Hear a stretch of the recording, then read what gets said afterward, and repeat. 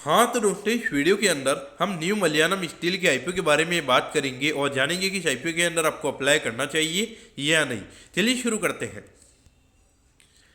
तो देखिए, सबसे पहले हम ये जानेंगे कि ये कंपनी क्या काम करती है। तो ये जो कंपनी है, कंपनी गैल्वेनाइज जो पाइप वगैरह और जो ट्यूब वगैरह होते हैं वो ये कंपनी में यहाँ पे बनाती हुई नजर आती है। और इसकी अगर हम टोटल कैपेसिटी की अगर हम बात करेंगे तो लगभग 3,500 मिलियन टन की कैपेसिटी हमें यहाँ पे कंपनी की नजर आती है। और ये मैन्युफैक्चरिंग यूनिट की अगर हम बात करेंगे तो ये मैन्युफैक्चरिंग यूनिट हमें केरला में नजर आती है। अगर हम कंपनी के कुछ क्लाइंट्स के बारे में अगर हम बात करेंगे तो जय हिंद स्टील प्राइवेट लिमिटेड करके हमें यहाँ पे कंपनी के कस्टमर यहाँ पे नजर आते हैं। फिर आशिको वेंचर्स हो गया, फिर जियोर्ज इंफ्रा करके यहाँ पे कंपनी होगी। तो मेनली तीन हमें यहाँ पे करंटली यहाँ पे मेन जो कंपनी के कस्टमर्स है वो हमें यहाँ पे नजर आते हैं। इसके अलावा छोटे छोटे कस्टमर्स और हमें यहाँ पे कंपनी के नजर आते हैं। अब अगर हम कंपनी के ब्रांड नेम की अगर बात करें, यानी कि कौन से ब्रांड के अंदर में यहाँ पे कंपनी अपने प्रोडक्ट को बेचने का काम करती है, तो डीमैक स्टील करके यहाँ पे ये कंपनी का ब्रांड नेम हमें यहाँ पे नजर आता है। और उसके अगर हम बात करेंगे तो ये डीमैक स्टील करके ये जो बिजनेस है यहाँ पे कंपनी ने 2017 में ये कंपनी ने इस बिजनेस को यहाँ पे खरीदा था। तो उसके बाद से ये ब्रांड नेम जो है वो यहाँ पे कंपनी यूज करना स्टार्ट कर चुकी है। अब अगर हम यहाँ पे कंपनी के ऑब्जेक्टिव की अगर हम बात करेंगे, यानी कि जो आईपीओ से कंपनी को पैसा मिलने वाला है उससे कंपनी कैसे यूटिलाइज करने वाली है, तो देखिए अभी जो करंटली जो कंपनी का मैन्युफैक्चरिंग यूनिट है वहाँ पे कंपनी को थोड़ा आईटी से रिगार्डिंग यहाँ पे कंपनी को अपग्रेडेशन करना है। तो उसके रिगार्डिंग ये फंड हमें यहाँ पे यूज होता हुआ नजर आएगा। और बाकी अगर हम बात करेंगे जो अभी करंटली जो कंपनी की सोलर फैसिलिटी है उसको यहाँ पे कंपनी को एक्सपांड करना है। तो उससे कहीं ना कहीं यहाँ पे जो कंपनी की पावर कॉस्ट होगी वो आने वाले टाइम में हमें यहाँ पे कम होती हुई नजर आएगी। और बाकी अगर हम बात करेंगे तो यहाँ पे जो कभी करंटली जो केरला में कंपनी का मैन्युफैक्चरिंग यूनिट है तो वहाँ पे कंपनी को थोड़ा सिविल कंस्ट्रक्शन यहाँ पे कंपनी को कराना है। तो उसके रिगार्डिंग ये फंड हमें यहाँ पे यूज होता हुआ नजर आएगा। और थोड़ा ब्रांड बिल्डिंग के रिगार्डिंग ये कंपनी में फोकस करती हुई नजर आएगी, यानी कि थोड़ा मार्केटिंग वगैरह ये कंपनी में यहाँ पे करती हुई नजर आएगी। और बाकी अगर हम बात करेंगे तो वर्किंग कैपिटल और जो आईपीओ के रिगार्डिंग यहाँ पे जो कंपनी का एक्सपेंसिस लगेंगे वो भी कंपनी में यहाँ पे आईपीओ के पैसे से यूटिलाइज करती हुई नजर आएगी। अब अगर हम यहाँ पे कंपनी के फाइनेंशियल्स के बारे में अगर हम बात करेंगे तो पर्टिकुलरली कंपनी के फाइनेंशियल्स हमें यहाँ पे इतने अच्छे नजर नहीं आते। अगर हम 2022 में अगर हम देखेंगे लगभग 323 करोड़ के लगभग ये कंपनी का रेवेन्यू का नंबर था। फिर ये नंबर हमें लगभग 359 करोड़ के लगभग होता हुआ नजर आया था, यानी कि ऑलमोस्ट अगर हम देखेंगे लगभग 11-12% के लगभग के ग्रोथ के नंबर हमें यहाँ पे कंपनी के नजर आते हैं। और अभी रिसेंटली जो फाइनेंशियल ईयर खत्म है वहाँ पे अगर हम बात करेंगे तो ऑलमोस्ट यहाँ पे 13-14% से जो कंपनी के रेवेन्यू के नंबर है वो हमें यहाँ पे कम होते हुए नजर आए हैं। और ये नंबर आया लगभग 303 करोड़ के लगभग।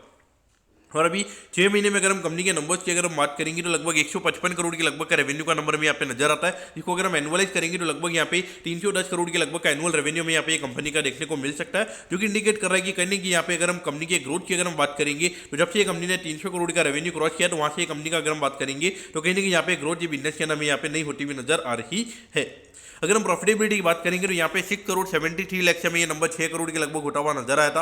और अभी रिसेंटली जो फाइनेंशियल ईयर खत्म हुआ है वहाँ पर अगर हम बात करेंगे तो 4 करोड़ 26 लाख के लगभग का प्रॉफिट का नंबर में यहाँ पे नजर आता है। और अगर हम अभी कंपनी की अगर हम बात करेंगे तो एकदम से 6 महीने में कंपनी ने 5 करोड़ 19 लाख का प्रॉफिट यहाँ पे कंपनी ने दिखाया है। ताकि अगर हम रेवेन्यू की अगर हम बात करेंगे पिछले साल के कंपेरिजन में ऑलमोस्ट आधा रेवेन्यू कंपनी का नजर आता है, लेकिन कंपनी ने प्रॉफिटेबिलिटी को अपने को यहाँ पे ज्यादा दिखाया है। तो कहीं ना कहीं देखा जाए तो मुझे तो क्लियर कट ये कंपनी के नंबर्स में मैनिपुलेशन नजर आता है, क्योंकि अगर आपका रेवेन्यू का नंबर आता है उतने में आप पिछले साल आपने पूरा प्रॉफिट जितना किया था उससे ज़्यादा आप यहाँ पे प्रॉफिट कैसे कर सकते हो। तो पॉइंट ऑफ से देखा जाए तो मुझे ये बात लॉजिकल यहाँ पे नजर नहीं आती है। अब अगर हम आईपीओ की डिटेल्स के बारे में अगर हम बात करेंगे तो देखिए 19 दिसंबर को ये आईपीओ में स्टार्ट होता हुआ नजर आएगा और 23 दिसंबर को ये आईपीओ में क्लोज होता हुआ नजर आएगा। अगर हम प्राइस बैंड के बारे में अगर हम बात करेंगे तो 90 के कट ऑफ प्राइस पे कंपनी में शेयर देती हुई नजर आ रही है। और 1600 शेयर का लॉट शेयर हमें यहाँ पे कंपनी का नजर आता है, यानी कि एक लॉट को अप्लाई करने के लिए 1,44,000 रुपीज यहाँ पर आपको लगने वाले हैं।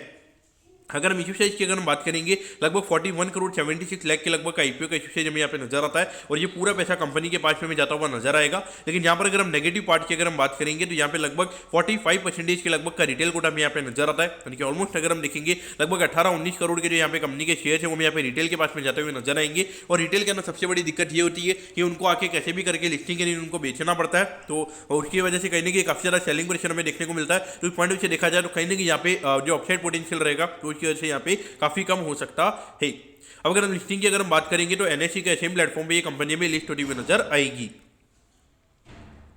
अगर हम यहाँ पे आईपीओ के टाइम टेबल के बारे में अगर हम बात करेंगे तो देखिए 24 तारीख को ये आईपीओ का जो अलॉटमेंट है वो हमें यहाँ पे आ जाएगा, यानी कि आपको पता पड़ जाएगा कि आपको अलॉटमेंट मिला है। यानी अलॉटमेंट नहीं मिलता है तो 26 तारीख को रिफंड मिल जाएगा। 26 तारीख को आपके डीमैट अकाउंट में शेयर आ जाएंगे अगर आपको अलॉटमेंट मिलता है। और 27 तारीख को ये कंपनी में लिस्ट होती हुई नजर आएगी।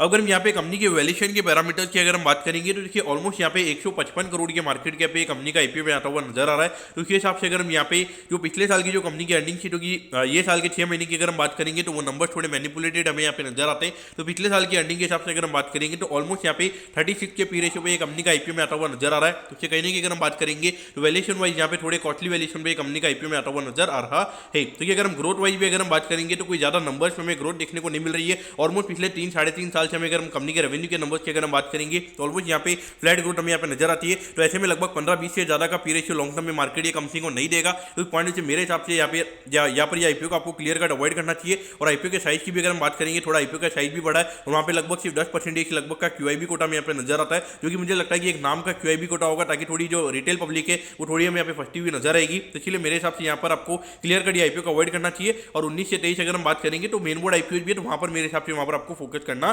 चाहिए। मेरे हिसाब से आईपीओ को क्लियर कट अवॉइड करना ही सही रहेगा। दोस्तों मैं कहता हूँ कि न्यू मलयालम स्टील के आईपीओ के बारे में आपको सब कुछ समझ में आ गया होगा। अगर आपकी कोई भी क्वेरीज है आप कमेंट कीजिए, मैं जरूर आपके कमेंट पर रिप्लाई करूंगा। ओके दोस्तों, thank you, have a nice day.